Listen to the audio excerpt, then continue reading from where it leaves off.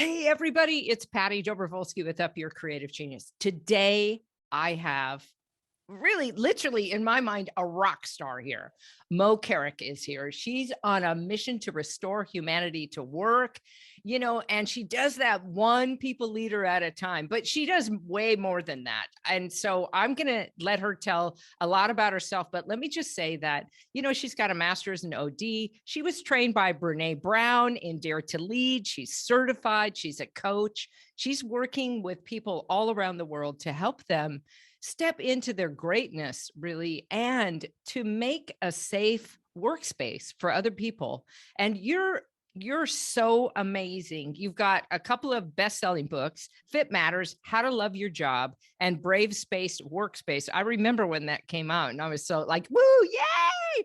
So I know her because I met her through my partner, Julia, who she was the coach at Nintendo and came in there. And then I was grateful enough to be one of the TED speakers on when she was really running TED in Bend, Oregon, which you still may be doing. I don't know. But I just want to say, everybody, get ready, buckle in, because you're going to get some serious download here. Welcome, Moe. I'm so happy you're here. Oh, thank you, Patty. So good to be here. I just am so happy to be here. And I laughed when I was laughing in my own mind when you said, and she's certified, because I'm like, certifiable. I'm certifiable. That's for sure.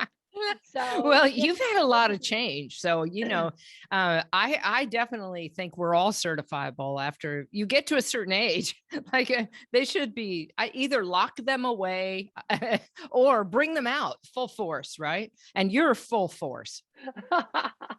yes, that's one way Yeah. to think about it, I suppose. So happy to be here. Yeah, cool. Well, would you tell people about yourself? I just gave a shortened bio because there were so many other pretty words. And then her bio closes with, I'm a white heterosexual woman trying to make a difference in the world. And I'm like, yes, you are. You are definitely, you are doing some great things on behalf of white women everywhere. So thank you for that. So, well, thank you. all We right. got some issues, us white women. We got some issues, but oh God, no doubt. I'm living in Texas. Can we talk about it? Can we talk about it? Oh yeah. It's serious. It's serious issues down here. Well, tell us about you. Tell us your story, like where you came from, and then how did you get into doing what you're doing now, and et cetera. And then I'll ask some questions. Thank you. So great. Well, it's funny that question, like, how did you get into what you're doing now? Because I've been at it such a long time that it requires me to really go back, but it's something I've talked about. 30 plus years. Let's be clear, right? Well, yeah. But I have 3 millennial or Generation Z children, and each of them in their own way has asked, like, there are different stages in the stepson and like, what, how did you end up? Because I think in their mind, it's like you just sort of magically appeared in this career that you love. And it's like, no, that's not how it worked. So because I never in my wildest dreams could have imagined doing the work that I do now, I don't know if do you feel that way, Patty? Like, I'm like, who knew? I mean, I was just a baby actor trying to scrape it together being a waitress, right? So to think that this, I mean, just in terms of all the experiences, right? Yeah. So you too, but where'd you grow up? Well, so I grew up on the East Coast. I was born in California, but my parents moved east when I was 3. So I grew up in the Boston area. And I lived outside of Boston for most of my childhood, and I went to school in New Hampshire, as they say. And I was an English major. So like my passion was actually journalism and also fiction. I love to read fiction. And I think I had in my mind, like, someday I would write, the great American novel. I'm sure it's still going to happen. It's still going to happen. Trust me. I enjoy reading it so much. And I end up writing business books, which are like nowhere near as interesting. But I was a wilderness guide. So when I was in college, my passion was being in the outdoors. And back then, there were a lot, I mean, there are still today, I'm sure, lots of college experience programs. And I had spent my summers with my dad in Yellowstone. He was an avid fly fisherman. And so I grew up kind of loving the mountains of the West. Living in New England, I really dreamed of, going to the West. And so I started with bicycle tours. I know you're a big cyclist. Yes. And I worked for a great little company back when I was still in school called the Biking Expedition. We used to go right by we used to ride right by the Ben and Jerry's headquarters, and we would eat like a Oh. pint of Ben and Jerry's a Oh. day. It was so good. But I went from there, from bicycle guiding to working for Outward Bound, which I had been a student with Outward Bound, and I really loved the transformative experiences. And then I went on to work for Knowles, which is the National Outdoor Leadership School. So over a period of like, I don't know, 10 years, I pretty much worked full time in the wilderness between college and kind of during grad school and then after grad school. And I just loved being out there with groups. Wow. I loved, it's kind of where I cut my teeth on group work. And, you know, near the end of that time, I started to feel kind of burned out, you know, living out of my car and being outside as much as I was. Although I loved it. I really did love the work. The pay was, you know, abysmal.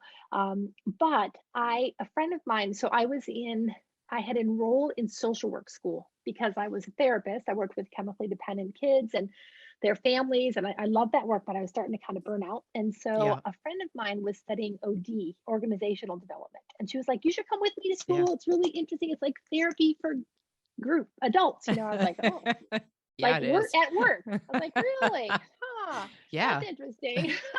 So I went to school with her for the day. Like I just tagged along and I was Ah, blown away because I just felt like there's this whole world of people at work who need help and yeah. leaders who need help figuring out like how to make work hospitable, you know, for human life. And that was back in the 80s. And so you know, I often say we knew then what we know now. We haven't necessarily made a lot of progress, but we made some. So I Definitely pivot. not enough. Yeah, not enough. But I did pivot at that point. I was like, okay, I'm not going to become a clinician. I'm going to Yeah. go to Good, school. I got good. my master's in OD.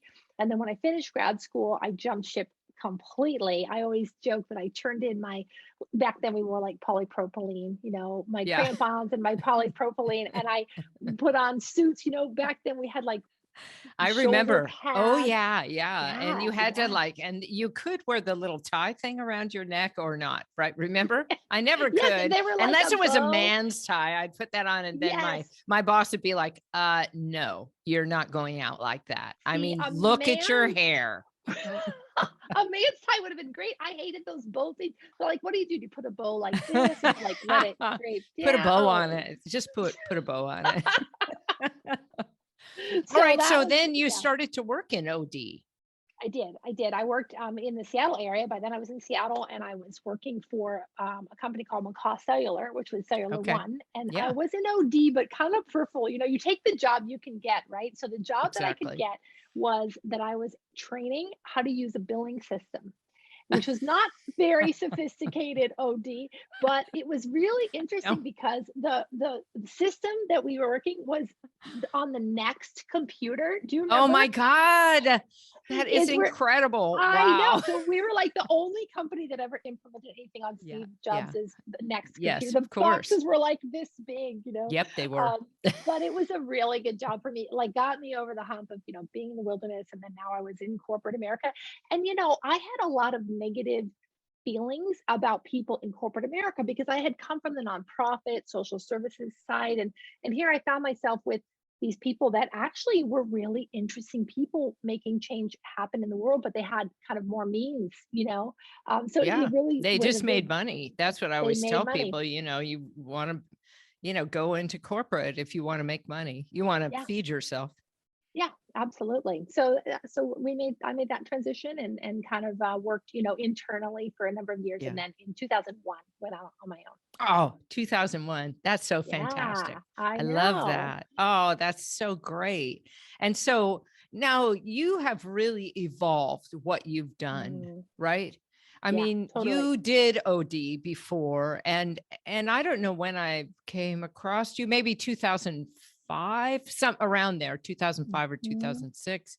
And you were doing not traditional OD. You would come and facilitate C-level leaders, right, in their Mhm. offsites, right? Yeah, a lot of offsites and a lot of, I would say I was probably I was like your classic custom consultant. You know, Yeah. I would come in and assess a situation, diagnose, and then work with them. Often I would work with clients for a long period of time, you know, one to Yeah. three Yeah. years. And and during a period of big transition. So like when I met Julie and Nintendo, that's when they went from 2 billion to 8 billion. You know, when the Yeah. Wii hit, it was like a super exciting time to consult to them. And so that's kind of what I did for a long time, custom consulting. I always joke it was basically trading time for money. Yeah, yeah, no doubt. I would go around the world and train people in change management. And that's really what I did, you know. Yes, But yes, I got really good at facilitating in that yes, experience. Like you learn how to listen well, you learn how to move people along. I think you know, I'm probably more demandy and commandy than you are in the corporate space because I really like an outcome at the end because I'm drawing a yeah, picture. It's got to look pretty, right? right, And got to be right. finished in some way. But So, but don't you think that even Patty, like even with your drawing, I think one of the things I've always appreciated about you when I've seen you work, and I feel it's like this skill that I've gained by accident as well, which is like yeah, holding space, which you wouldn't think you're doing much yeah, when you're holding space, but like it's so big to hold space and get to that outcome or to move those people forward. You're not necessarily doing anything, no. but you're doing so much. Well, and I think this idea of holding space, I was talking to a couple that we had dinner with, and we were talking about how do we create change in terms of race and equity. And I was saying, you know, we need to actually tolerate and have conversations that are really uncomfortable. And you've gotten very good at that. I mean, that's how I know you, is that Mm, you are willing to go to the really hard places and hold space yeah. and also help people come to I would say their senses, but a Mm, deeper sense of what is happening in the room. So, you know, thank you. say a little bit about what you learned in the Dare to Lead training, and then also what you've been doing around equity and inclusion, because I think Mm, people will be very interested to hear that from your yeah. perspective. Thank you. Well, Dare to Lead and I started with my relationship with Brene Brown's content when it was The Daring Way. Yes. And what happened to me, I had one of those experiences. I'm sure you've had them where I read one of her books. I didn't know who she was from Boo. Yeah. I had, of course, been working in emotional intelligence for a long time. And then someone gave me one of her books, The Gifts of Imperfection. Yes. And I was like, I'm not a perfectionist. Come on, I'm not going to This read isn't that. going to touch me. No, exactly. And I read it in like 4 pages and I'm like that is me, Yeah. that is me. And there was a term she used in that book that really touched me, and it was this. It was hustling for worthiness. Oh, yeah. Hustling for worthiness. And I was Wow. like, who is this person? Like, that's me. I'm like tap Oh dancing in the God. corner world, I like that in a made me white guy shiver. world. That's how Yeah. much it was. Oh, yeah. Oh, me too. And so I started researching her, and at that time she was, certifying people in the Daring Way. And I went. I mean, I don't know how I got in. I just was like, oh, and it was really pretty Yeah. mind blowing for me because she was the first person that I had experience with in the space of OD work that was a woman who was like kicking ass and Yeah, taking no she prisoners around. really is on her game. Totally. And Like there's I no I BS there at all. no, and there's very few other women in our space who are doing that. Now, at that time, That's she right. was like, it was mostly therapists. There were about 20 of us in my cohort that were OD. She's like, you guys wait, I got a book. It's coming for you. And then a few years later, Dare to Lead came out, kind of Yeah. slightly different body of research. Yeah. And so I just moved into that work. And I still find that, for me, that work now is a little bit like, how when you buy a new car and you've never seen like a bright yellow Volkswagen And bug. then you And then see it everywhere. you That's own it. one, you're like, You know, that's the everybody. reticular activating system, you know, in action. That's a Really? part of your brain that does, it has its own Google algorithm. So when you see something and that calls it to your brain, and that's why I tell people put the picture of your future somewhere you can see it every day, because it taps the reticular activating system and it'll pull all the things in the future to you, and you'll Oh my see gosh. them everywhere. So yeah, so I Love it. bet that then Well, you and started to see it. so then everywhere, I feel like now in everything I do, I can't get away from courage, vulnerability, and shame. I'm like, everything we do, courage, Yeah. vulnerability, and shame. But I think especially in this work, Yeah. around diversity, equity, inclusion, belonging, and justice.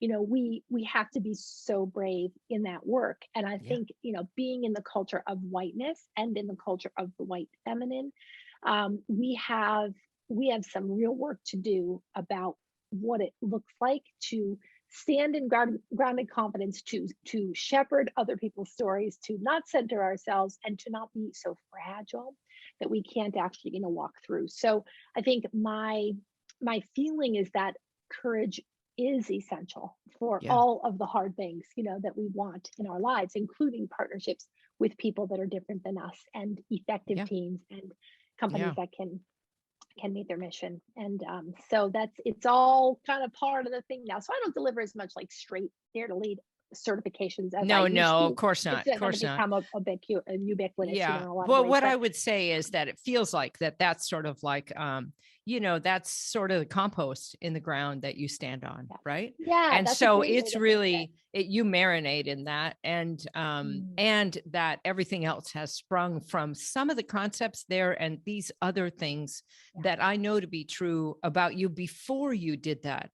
I knew you before that time, and then I yeah. knew you after. So I think that one of the things that I'm curious about is when you talk about the fragility of the white woman. Say more about that, because I'm gay and we are not fragile. I mean, we Right. are, and you can't believe how fragile I've become this year. And so I've really cracked open into that place. But that's the myth, is that the gay woman is not, we're not fragile. Come on. We put up Mm. with too much and we're not going back, right? But speak to that, because I think that's interesting. I want to know more about that. Well, yeah, and it's funny because like I use the word fragile in terms of how white women are often enculturated. I don't think white women actually are fragile. Like the No, white women I correct. know, gay and straight, like they're tough as nails, feminism, That's right. they give birth, they raise money, they do hard things. I think what's happened though, and this is, there's of course people that have researched this, like Deborah Tannen and others, and then there's just Moe's philosophy, right? But what I see play out over and over again at work, but at home as well, is that, it has to do with how we navigate emotion. And I think men and women are enculturated really differently. Men are enculturated that there's one emotion they can feel and express, and that is Anger. anger. Yeah. Exactly. Yeah. And Jennifer Bosom, who's a University of Yeah. Florida researcher, she talks about this beautiful expression she uses. She says, men have a very narrow band of masculinity. Yeah. What's acceptable to be masculine is very narrow. And it's basically, you can be pissed off, but you can't be much else. Boys don't cry, man up, all that stuff. So we see the masculine caricature and masculine traits around emotion being really narrow. Yes. Women, white women in particular, are enculturated really differently. I remember as a child, and I don't know if you remember this, but I remember being given a pretty wide swath of emotional expression. I could cry, I could laugh and giggle and be funny and silly, but what I couldn't do is be angry, right? Yeah. That's right. So what we see is an enculturation of women who get a message that they should be supportive, right? The helper kind of model, and they should not ever be angry. And so what happens is we subvert, I think, a lot of our real feelings Yes. into look like other things. Like that's why women, people come to me at work all the time, bosses, and they'll say, I don't like meeting with women and giving hard feedback because they cry and they're so sad. I'm like, they're not sad. They're pissed. Yeah. They, They they just look express sad. it in a different way. Right, the They just water leaks express it. down there. Yeah, that's Exactly. right. That's Because right. of messaging. So I think what Yeah. happens is, and when we see what's happening in the DEI space, of course, we see white women who become woke. Let's say a white heterosexual middle class woman becomes woke. She starts to realize, oh man, like I've been upholding patriarchy.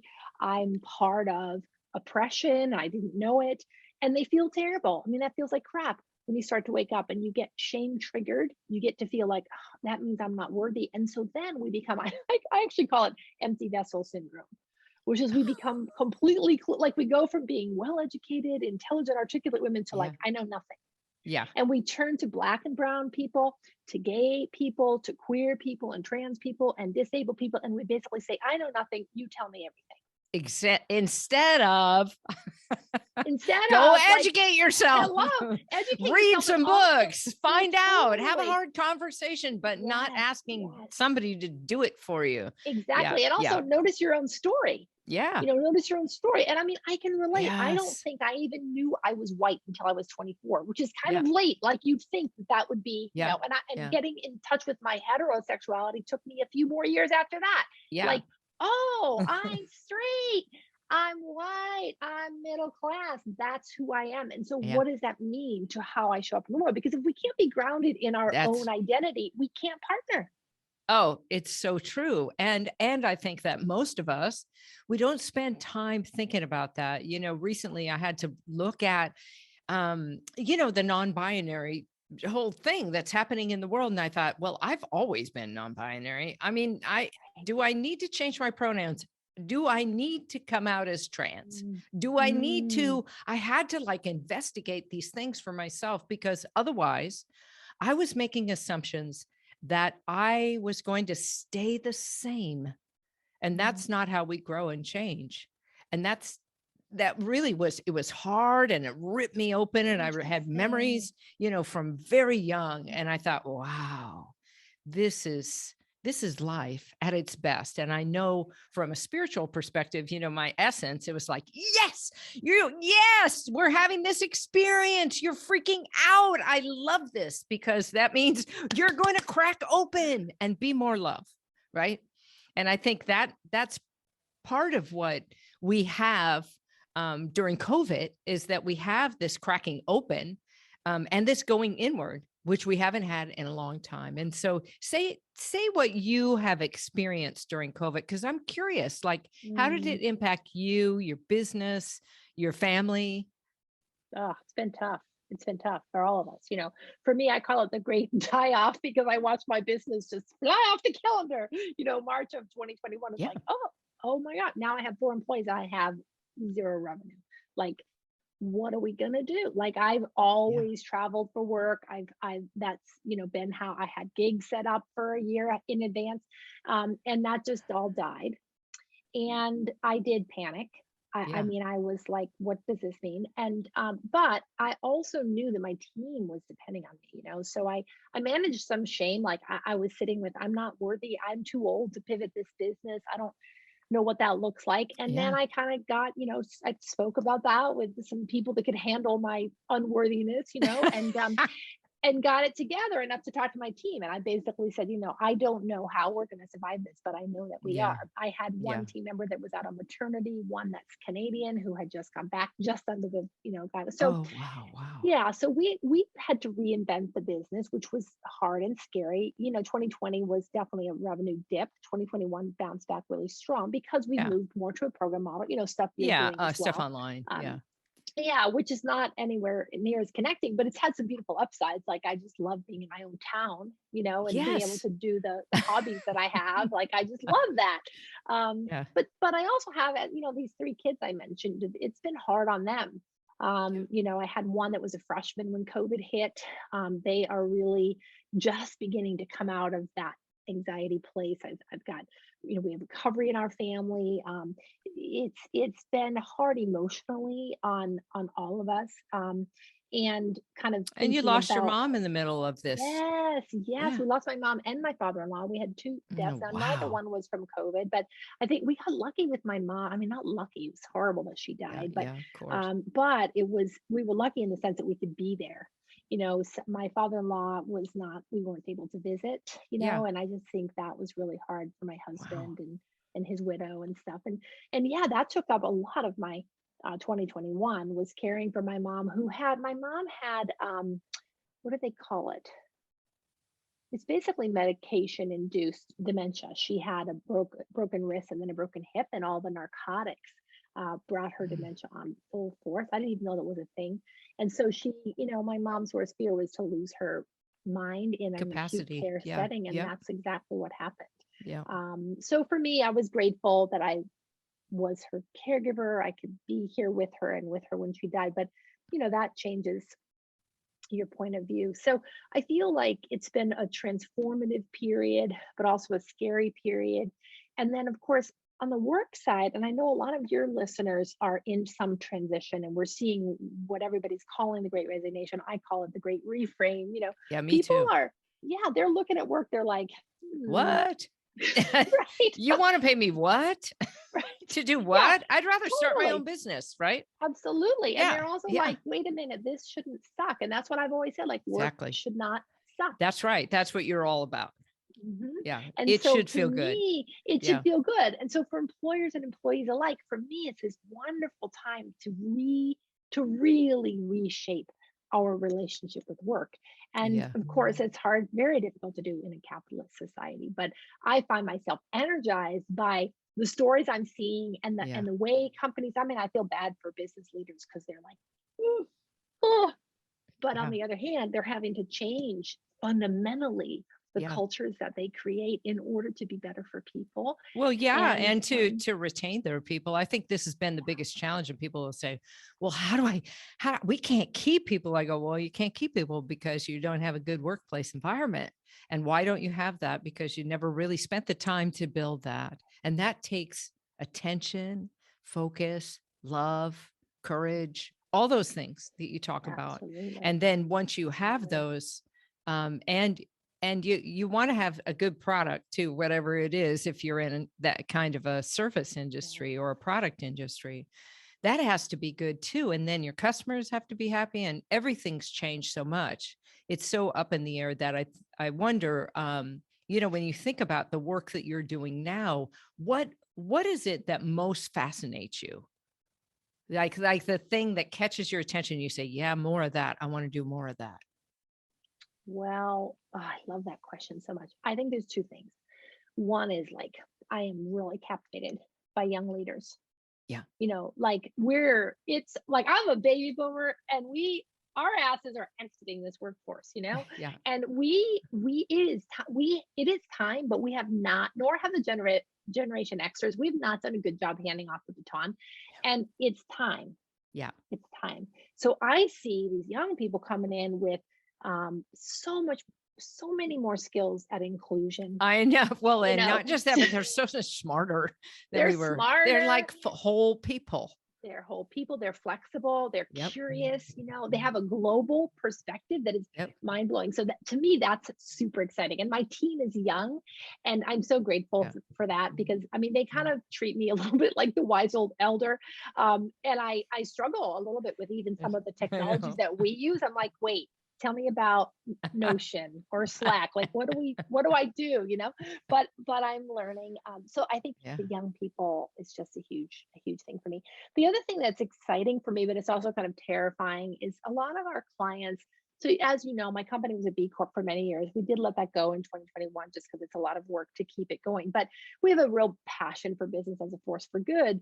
And so we've always gravitated more towards private companies, because the public company leadership challenge is just so untenable. I mean, you just can't make money up and to the right over and over. It's not how That's not how the No, natural world works. no, that's right. So we do work, and in COVID, we worked a lot in both healthcare and Yeah. education. Yeah. And those systems, from a systems thinker and a leadership perspective, they are so broken. I was going to say broken, but I didn't know if I could get it out of my lips, because they are, and me They too. are. That's where I've been, Yeah, healthcare and working with education, because it is broken.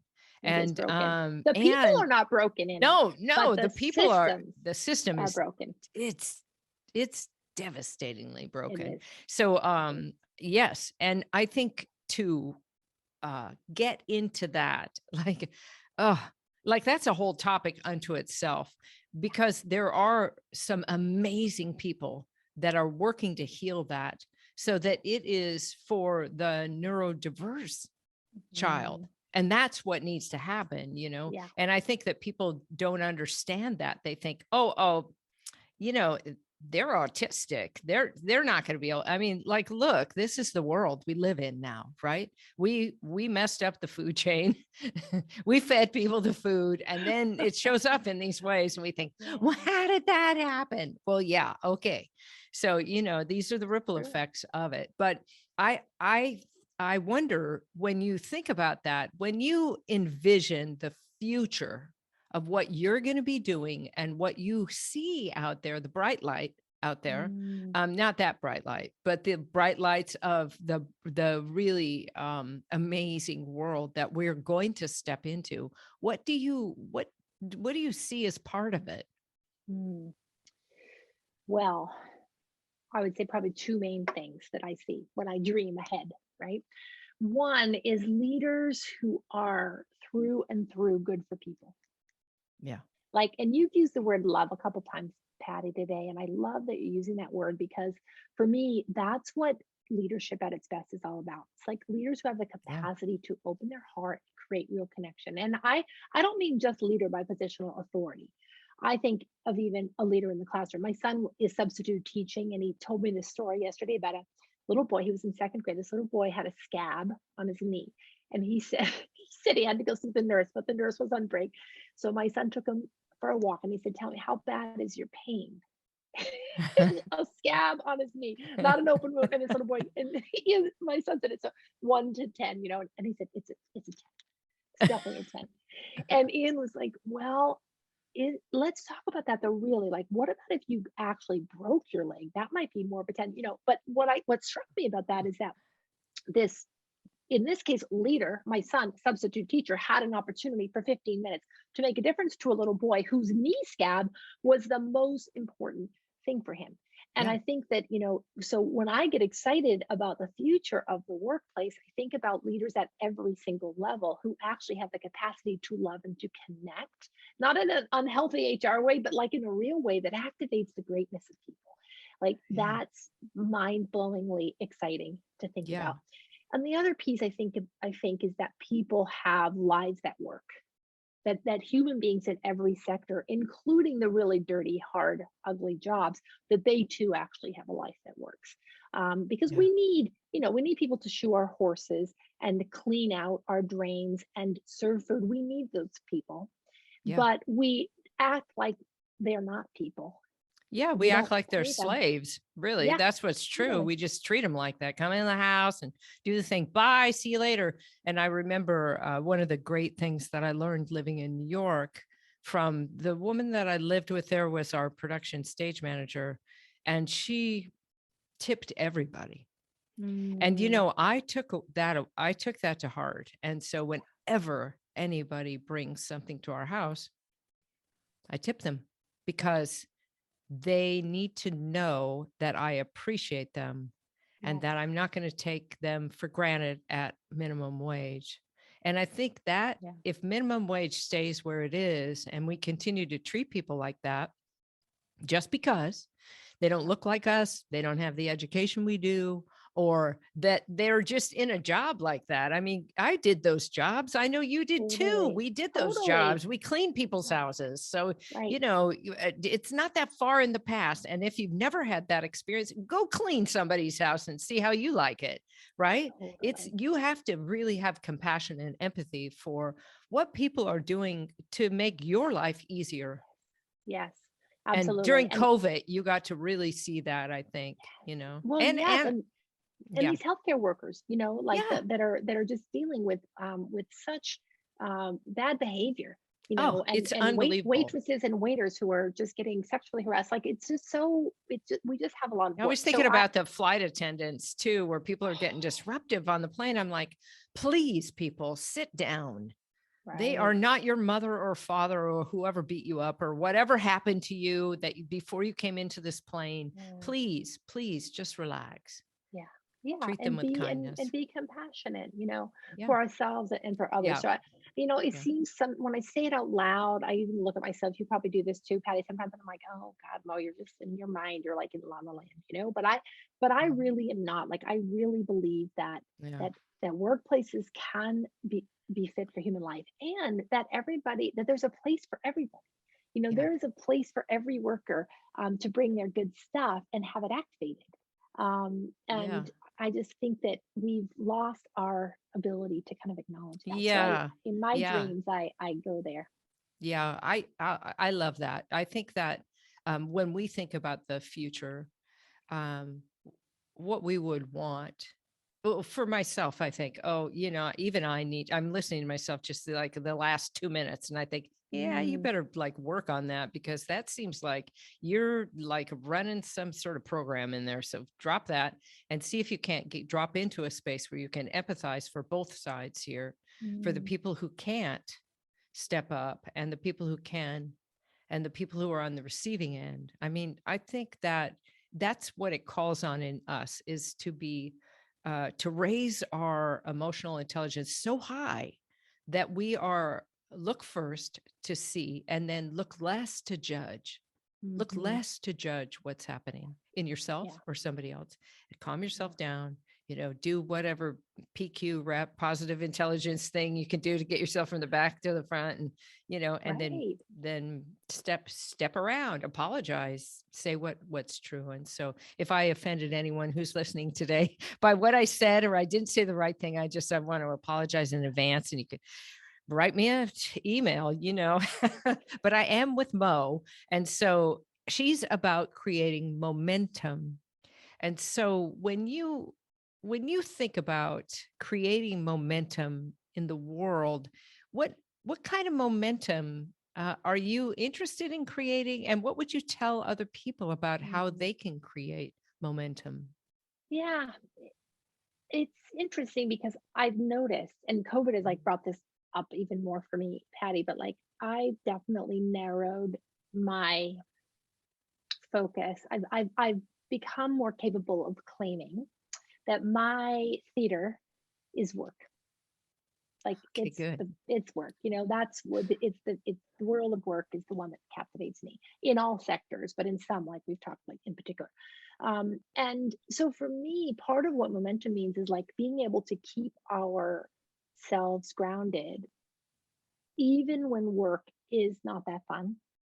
Yeah. Because there's still value that we can add. And I did a social media post or something about this a couple of weeks ago. It was really interesting. It got a ton of attention. It was about how I think that it's BS that we encourage young people, especially, to follow their passion. One of my staff members said to me, well, we were talking about it, and she said, well, the reason we do that is that our mothers told us that this is a generation, this is a millennial. That's right. Yeah. Our mothers told us we could do anything we wanted. That's and right. that we should hold out until we, found our passion. And I'm like, yeah, but that's bull. Because like my passion. You can't hold out that long. No, trust me. It's not going to magically appear. You got to work your way up the ladder, unfortunately. And also, that's right. My passions may fulfill my life. Like I love, you've probably seen, I write all the time about my horse who I love and all that. I'm never going to make money as a horse person. Like I'm not that good, but I can indulge that passion. And so I think sometimes we have to put ourselves in the mindset of saying, okay, this job or this life circumstance or this city I'm living in isn't maybe my highest and best right now, but it's putting me forward. It's giving me a thing that says that I'm learning, that I'm growing, that I'm meeting some new people, and it's going to lead me to a different thing. So I think that's for me what momentum means. It's like being able to tolerate the somewhat uncomfortable now for the sake of what we know it will bring for us. Tolerate the somewhat uncomfortable now with the knowledge that something great is coming, right? May not be now, but wow, that is deep. That's boom, a mic drop. I mean, it really is, because no matter what age you are or where you are in your career or your life, it's not always pretty. I think this is the myth that we get fed is that, you have this thing and then it becomes this thing and it's like magnificent and then it remains there. But in fact, that's not how the world works. It goes like this, up and down and up and down and up and down. And that resiliency really is key. If you can be resilient to change, you got it. That's it. And that even resiliency changes, and the level and degree and all the hard places inside of yourself. Well, yes. And Patty, I've been doing a lot of work on resilience, as I'm sure you have. And I looked up the word, I don't know, a year ago, whatever. And I was really interested to find out that it's a physics term that describes when metal in particular gets deformed. Like it's about our ability to bounce, to retake our previous shape, when we get bent out of it. And I think that when we get bent out of our shape, you're hearing that, right? When you get bent out of shape. So you can reform. You got to reform, and it may Yeah. not be the same. In fact, it probably isn't going to be the same. No. When Cammie Dunaway, my co-author on my first book, Fit Matters: How to Love Your Job, when we were researching our book, one of the things that we thought was a brilliant idea then, and I still do now, was that we realized in our interviews and our research that we did identify 7 things that people need from work, and those 7 things are temporally sensitive. They change over The time. time. Yeah, they change over What I time. needed when I was 20 is really different Yeah. than what I need now at 60. And to me, there's just so much grace in like acknowledging and be able to say, wow, right now, this is meeting my needs because it's allowing me to blank Yes. whatever. And it Yeah. won't be forever, it'll No. be for now. Yeah. And what a great way of approaching things, I think, is to realize that for this moment right now, you're in a space where this works, but Yeah. that space will be transitory. So be sure to Mm. appreciate everything that you're experiencing, good, bad, indifferent, right? So I I can't wait to talk to you again. And I love you so much. I respect you so much. I'm just in this conversation, I think of the other conversations we've had and how I've grown and changed as a result of listening to you. And so for those of you that are listening, be sure to connect with Moe. She has one of the best posts. Almost every day you post something, right? And they're so interesting and they take you on a journey. So if you want to evolve and change and be a better leader, follow Moe Carrick, because she'll get you some momentum, that's for sure. Well, thank you, Patty. And I want to shout right back at you because you have been a real inspiration for me always, ever since I've known you all those years ago, because of the visual nature of your work. We use visual recording in our work. You've trained my people, and it's changed everything about how we think. And when you launched your podcast, which I'm so honored to be part of, it really inspired me because I tried to start a podcast in 2020. I interviewed 3 famous people and then I never launched them. It's like I'm so embarrassed. But I just didn't have it together. Like I was not ready. And then I've been following your podcast and it's only a few months ago I said to my team, okay, we're launching the podcast and it doesn't have to be perfect. Like just do it, So you're That's really right. inspiring and especially inspiring for like that the expression you use of creative genius, like of really that deeper work that takes us some time to get there, but is so important. And for me, as someone who has plenty of things to occupy my mind, I can easily fritter away my creative genius on stupid things. But to really tune in and be like, no, actually, Mo, hang in there. Yeah. The good stuff is coming is really powerful, and you inspire me to do that. Oh, So thank you so for much. Well, I just think that this is the time. The time is now, and the opening is now for all of us to step into more of our creative genius. There's no better time than now to start your business, to change how you are as a leader, to, make friends with people you never thought you would, to move to a country, I was going to say a country, but to a state where you never thought you'd live, right? This is the time to do it and know that you can do it. And so I thank you for this time together. And I look forward to doing this again because this is going to be so fun.